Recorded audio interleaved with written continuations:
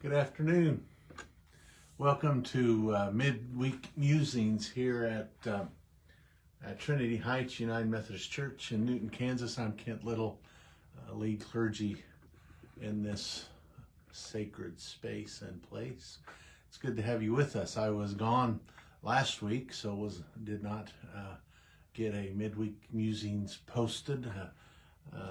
Last week, for the first part of the week, I was in a continuing education class in Colorado Springs through Thursday noon, and then Trudy went with me, and so Thursday noon through till Monday morning, we just took a few days off and just hung out in Colorado, the mountains of Colorado. It was the weather there was beautiful while we were there. The sky was clear. Nice brisk mornings, but then during the day and the afternoon, it'd get up into I think one or 2 days, it was up close to 70, if not 70. Anyway, so it was a great time. We went and saw some waterfalls and did some hiking. We were there during the annular eclipse, and the skies were clear for that, so we were able to see the eclipse through our little special viewing glasses. So that was great. That's always a special time to participate in. But it's good. I always say it's great to go on vacation and be gone for a few days, and it's always good to be home. To get home and be in your own space, your own bed. So anyway, thank you to the church for the opportunity to get away for a few days. Thank you to Susie Wickheiser who filled the pulpit for me this last Sunday, and all of those who make church work when I'm here and when I'm not. And so anyway, it was good to get away for a few days, and so we enjoyed that. Ate way too much of really good food. So I told Trudy on Monday, I said, I really shouldn't eat till about Thursday. But anyway, so it was a great time. It was a great time away. So things have been happening here at the church, as I always say. Lots of things going on here. The bathroom construction is technically completed, although we've had to call them back to do a few adjustments and that kind of thing, which that happens with construction, I understand. So tonight we are not having WOW. Our welcome on Wednesdays, just due to circumstances. We still have choir practice. I am still going to be here for our discussion class, though I understand, excuse me, I understand that there's a number of the attendees that are going to be out of town, and so won't be able to be here. And then just a reminder for the discussion, the theology discussion class, I'll be gone again next Wednesday. I'll be out next Monday through Wednesday for our annual Orders and Fellowship gathering, which involves all the clergy of the conference going to Kearney, Nebraska. But anyway, but things are going well here at the church. Like I said, we have lots of activities, things coming up. Not only the WOW, we have a fifth Sunday coming up on the 29th. Where we'll have just one service at 11 o'clock. We'll have breakfast at 10 o'clock. Also on the 29th, I think on the calendar, I plan on having a coffee with Kent, coffee with the pastor, just for anybody to attend, anybody in the church. If you have questions about Trinity Heights, if you have questions about the United Methodist Church, if you've been attending here for a little while and are interested in joining the church as a member, that'll be a good gathering to come to. I'll just kind of do a brief overview of who we are, we United Methodists, who we've been, and who maybe we hope to be. So we have that going on the 29th as well. I think right after lunch, or right after worship, I guess it is. And then that evening, I can't remember off the top of my head the time. It'll be in the bulletin. Either 5 or 5:30. We're going to have a blessing of the animals service out in the probably in the west lawn under the shade tree. which may or may not be helpful depending on what the temperature is. It's that time of year, and I'm not complaining, don't get me wrong. It can be kind of chilly out there. Anyway, so a lot of things going on. Then, of course, we have trunk or treat coming on Halloween night, with people decorating their trunks with decorations, with candy. We'll have a DJ here playing music. So yeah, lots of things happening here at the church. In what I usually do on midweek musings is just give what I call maybe a little teaser for this coming Sunday.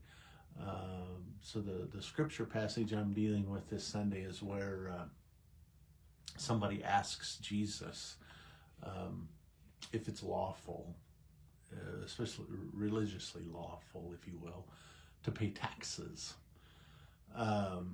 It was a question to kind of trick Jesus, which was often the motive behind some of the questions he was asked in his ministry.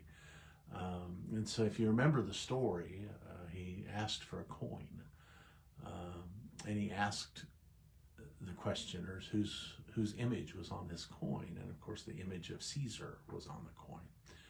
And Jesus said and answered, he said, well, give unto Caesar what is Caesar's, and give to God's what is God's. Which is also kind of a trick answer, because if you understand, I think in Jesus' understanding of the kingdom, that everything we have, even our very selves, belong to God. And so it's kind of a trick answer. Give to Caesar what is Caesar, give to God what is God's. Anyway, so what I want to do with that is I want to talk a little bit about separation of church and state. Jesus was certainly a critic of the domination system of his day, certainly a critic of the empire, if you will, the Roman Empire and the governing authorities. Was very much a critic of their practices, of their oppression, of their cruelty, their brutality, their injustice, and not only a critic of the empire, but a critic of his own religious tradition when they colluded with, especially when they colluded with the empire to oppress their very own people. So I want to talk a little bit about that, because I think it's an important conversation we have. Oops, sorry about that. I wanted to raise this up just a little bit. It's an important conversation to have here in the United States, I think, not just in current times, but in previous times, and what the future might look like. I hear a lot of conversation about this is a Christian nation. Which if we look at the founding documents and many of the founders themselves of our nation, we aren't a Christian nation. We were never designed to be exclusively Christian nation. Yes, there are mentions of God, Creator, etc. in some of our founding documents. But they are not, and I think intentionally, they are not explicitly Christian. I think about the founders themselves. Many of them, if not most, were deists. A deist is, the Cliffs Notes version is, a deist believes in a God who creates everything and then basically leaves and says, yep, you're on your own. See ya. An example of that, perhaps, is Thomas Jefferson. I think the Bible's over there. I had a good friend of mine, an old government teacher that I had in high school, sent me a copy of Thomas Jefferson's Bible.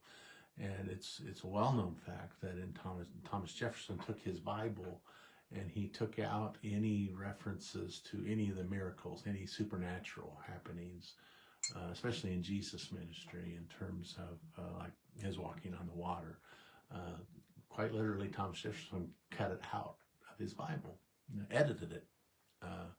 And so even the founders, most of the founders of our nation wouldn't have been seen, especially in today's world, as Christians. And so we are not a Christian nation. We hopefully leave room, and I think the intent of our founders was to leave room to worship the God of our understanding. We recognize and respect not only Christians, but Hindus, Muslims, Buddhists, Jewish.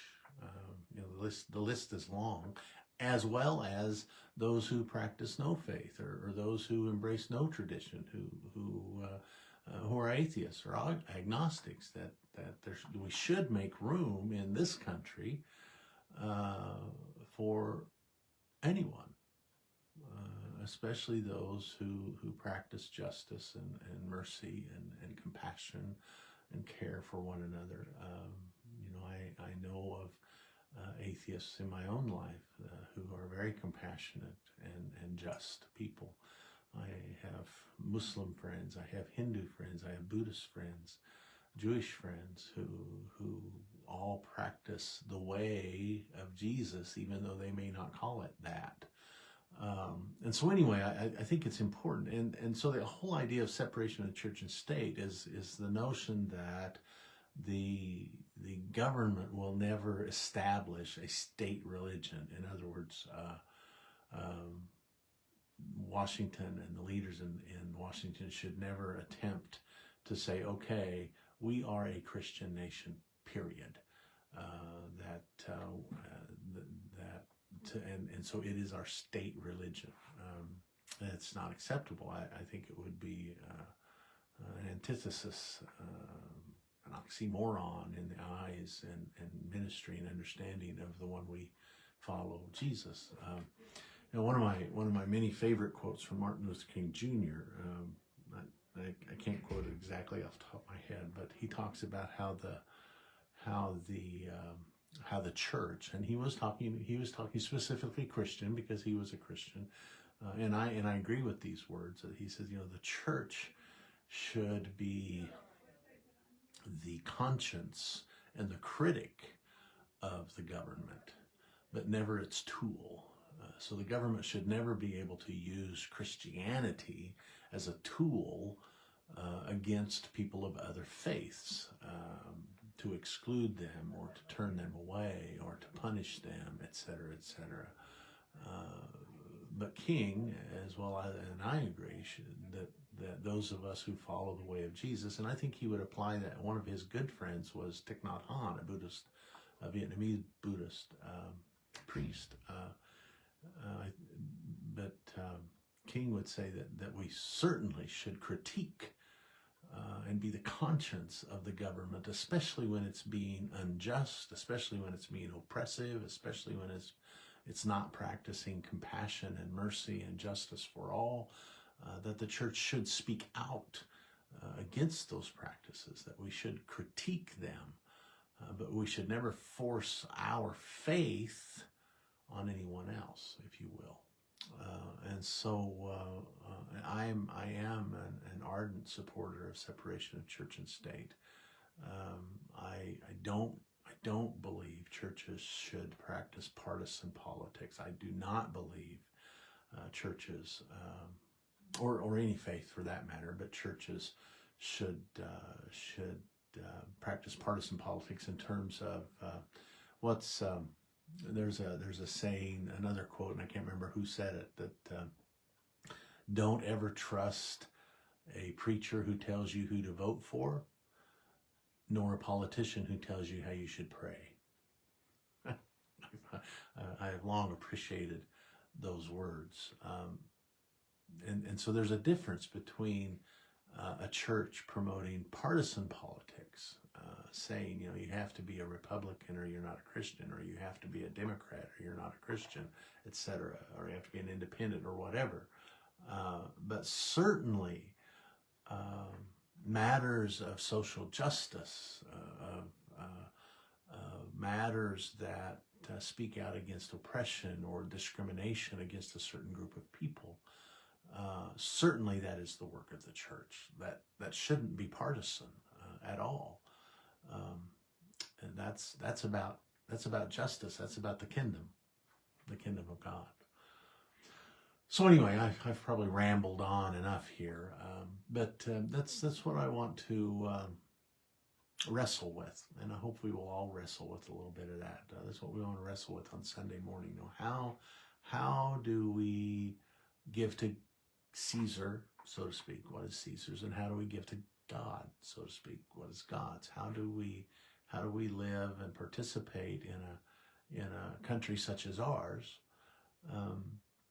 and not force our beliefs on others, and yet still stand up in solidarity with those who are oppressed and discriminated against and excluded in unjust and oppressive and xenophobic ways. So anyway, that's what I want to help us wrestle with a little bit this coming Sunday. I hope you'll join us if you're able. We have worship at 10 a.m. in the sanctuary and at 11:15 in the fellowship hall here at Trinity Heights at 1200 Boyd Avenue, Newton, Kansas. Most importantly, thank you for being here, whether you're here live right now or whether you come upon this video at a later time, because it will always be on our Facebook page. Thank you for being here, and as I always share, may we always strive to be a light and to love one another, every single other, until there are no others, only one beloved community of all. May it be so. May it be soon. God bless, and goodbye.